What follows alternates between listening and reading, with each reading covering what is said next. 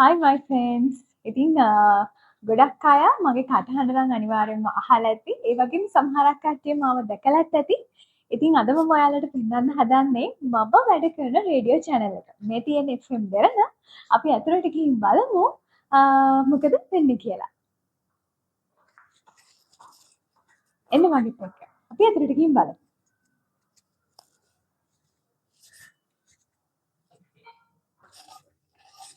අපි ඇතුළට ගිහින් බලමු මම වැඩ කරන තැන. Hi.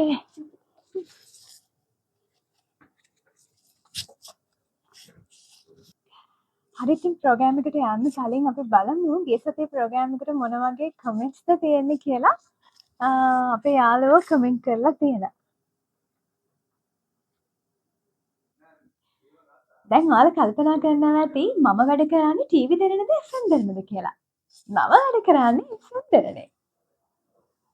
රේඩියෝ ප්‍රසන්ටර් කෙනෙක් වෙන්නේ කොහොමද කියලා දැනගන්න හැමෝම කැමතිනේ. අපි දැන් බලමු. Hi. Hi.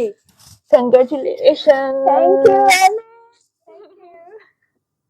එහෙනම් මං ගිහිල්ලා එන්න. Bye bye. Bye. දැන් ඔයාලා බලලා ඇති ඇයි යාමට විශ් කරේ කියලා. මම කියන්නම් ඇයි යාමට විශ් කරේ කියලා. දැන් ඔයාලා බලනවා ඇතිනේ ඇයි අර යාළුවා මට විශ් කරේ කියලා. මේ තියෙන හේතුව. මේ වසරේ Best Model of Universe තරගාවලියෙන් ජයග්‍රහණය කරන්නට මට හැකියාව හම්බුණා. ඉතින් ඒ නිසා තමයි යාමට විශ් කරේ.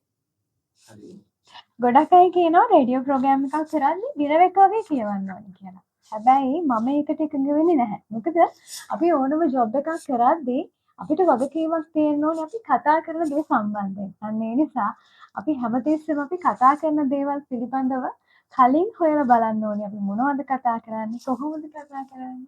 Thank you. Thank you so much.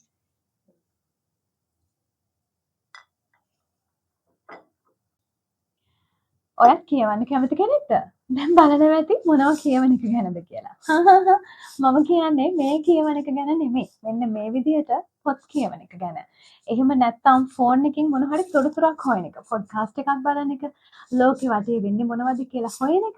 මෙන්න මේ විදිහට ඔයා තුලට ඔයා තොරතුරු එක්රැස් කරගන්නේ කොච්චර ප්‍රමාණයක්ද අන්න ඒක තමයි ඔයාගේ ජීවිතේ සාර්ථකත්වයට අවිය වෙන්නේ. මොකද අපි යමක් කියද්දී ඔහේ කියවගෙන කියවනවට වඩා වැදගත් වෙන්නේ අපි කියවන මාතෘකාව සම්බන්ධයෙන් ඔයාට හස්සල දැනුමක් තියෙන එක. එහෙම වුණොත් ඔයාට ඔයාගේ ජීවිතේ ජය ගන්න පුළුවන්කම හම්බ වෙනවා වගේම ඔයා වැඩ කරන ඕනම තැනක ඉහළටම යන්න ඔයාට ශක්තිය හම්බ වෙනවා. ඉතින් මීඩියා ශාස්ත්‍රයට එන්න කැමති කෙනෙක් නම් නිවේදිකයෙක් විදිහට තමන්ගේ ජීවිතේ ජය ගන්න කැමති කෙනෙක් නම් ඔයා මම ඔයාට දෙන එකම අවදන තමයි හොඳට පොත් කියවන්න, තොරතුරු එක්රැස් කරගන්න. ඔයාට පුළුවන් මේ ජීවිතේ ජය ගන්න.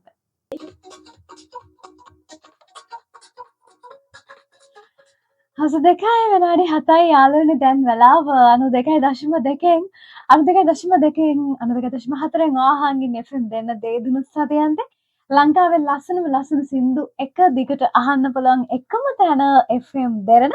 ඉතින් ඔන්න අපි ඇවිල්ලා ඉන්නේ ඔයාගේ මගේ දෙවනි පැයට. මම මේ පැය මේ විදිහට පටන් ගන්නම්. ජීවිතේ දවසින් දවස මොහොතින් මොහොත අපිට වෙලාව ගත වෙලා යනවා. හැබැයි ඔයා උත්සාහය අතාරින්න නැතුව දිගටම ඔයා කරගෙන යන වැඩේ මොන බාධකාවක් කවුරු මොනවා කිව්වත් ඔයාට කවුරුත් ස්තුති කරේ නැති වුණත් ප්‍රශංසා කරේ නැති වුණත් ඔයාට congratulations කියලා කිව්වේ නැති වුණත් ඔයා ඔයාගේ වැඩේ දිගටම කරගෙන යන්න සාර්ථක අවසානයක් ළඟා වෙනකල්ම බලන්න අපි දෙන්න කොච්චර ලස්සනට පළවෙනි පැය ඉවර කරාද කියලා. ඔන්න දැන් අපි දෙවෙනි පැය පටන් ගන්න තමයි හදන්නේ. ඉෂෝ මැනිකේ සතුටින් සැපෙන් විනෝදෙන් ඉන්නා නේද? එහෙමයි.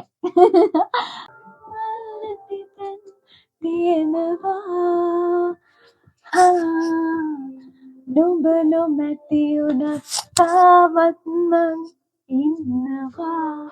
මම හිතන්නේ ජීවිතේ කෙනෙක්ට මේ තරම් විනෝදෙන් මේ තරම් රිලැක්ස් එකෙන් ජොබ් එකක් කරන්න පුළුවන් නම් මම හිතන්නේ අපි වැඩ කරන මේ රේඩියෝ ස්ටේෂන්ම තමයි.